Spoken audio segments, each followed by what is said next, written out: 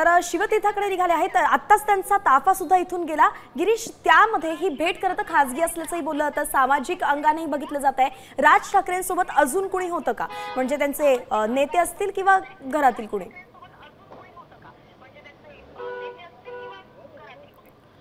राज ठाकरे यांच्यासोबत फक्त राज ठाकरे तर आपण बघतोय आताच ते वर्षा निवासस्थानाहून भेटले आहे आणि ते आता दादरमध्ये शिवतीर्थाच्या दिशेने निघाले। थेट आपण जाऊयात तिथे आमच्या प्रतिनिधी वैदेही काणेकर सध्या उभे आहेत।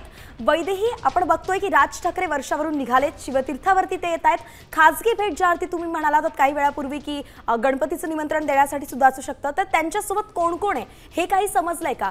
मनसेचे नेते आहेत की त्यांच्या कुटुंबातील कोणी आहे?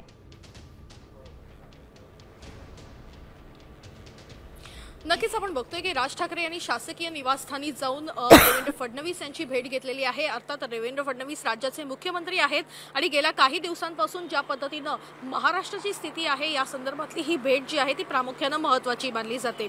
उरला प्रश्न, राज ठाकरे हे देवेंद्र फडणवीस यांना भेटण्यासाठी जेव्हा गेले आहेत त्यांच्यासोबत बाळा नांदगावकर आहेत, जे अत्यंत विश्वासू आणि पक्षाचे वरिष्ठ नेते आहेत, त्याच्यामुळे ही भेट अत्यंत महत्त्वाची मानली जाते।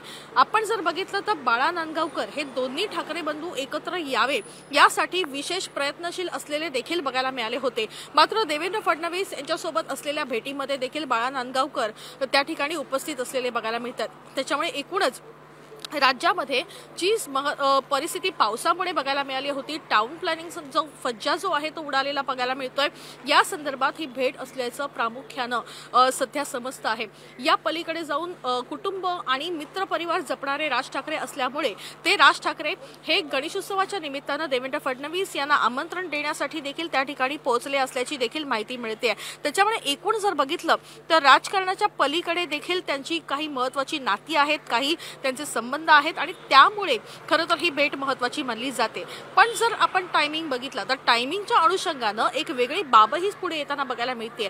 या एकूणच टायमिंगचा जर प्रश्न उपस्थित होत असेल तर निश्चितच बेस्ट पतपेढी निवडणूक जी आहे ती काल झाली होती, काल त्याचे निकाल हाती आले होते आणि या निकालामध्ये महायुती म्हणजे शशांकराव हे जे भाजपमध्ये आहेत त्यांच्या पॅनलला विशेष यश मिळालेलं बघायला मिळालं। तेव्हा निश्चितच त्यांना धन्यवाद किंवा भाजपचे आभार मानण्यासाठी किंवा भाजपला शुभेच्छा देण्यासाठी त्या ठिकाणी राज ठाकरे तर पोहोचले नाहीत ना, अशी देखील चर्चा या निमित्तानं उपस्थित होत आहे।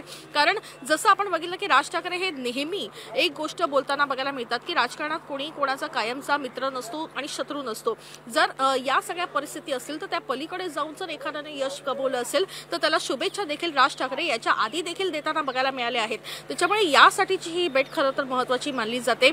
एकूण जर बघितलं तर बाळा नांदगावकर हा एक समान धागा जो आहे तो त्या एकूणच राजकारणामध्ये पाहायला मिळतो आहे। मग ते ठाकरेंबरोबरची भेट असू दे नाही तर फडणवीस यांच्यासोबतची भेट असू दे, त्या ठिकाणी असलेले बाळा नांदगावकर यांची भूमिका देखील महत्त्वाची आहे।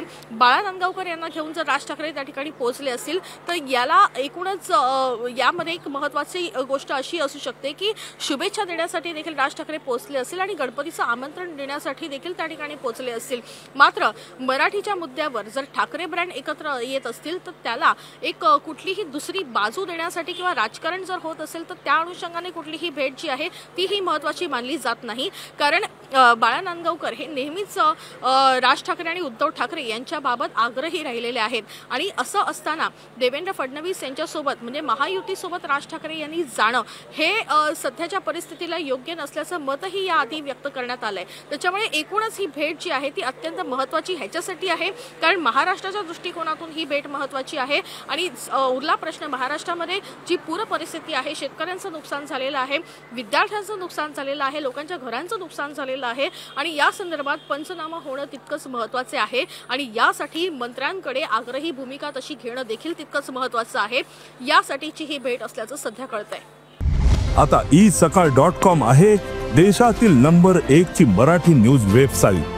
प्रत्येक अपडेटसाठी isakal.com ला नक्की भेट द्या।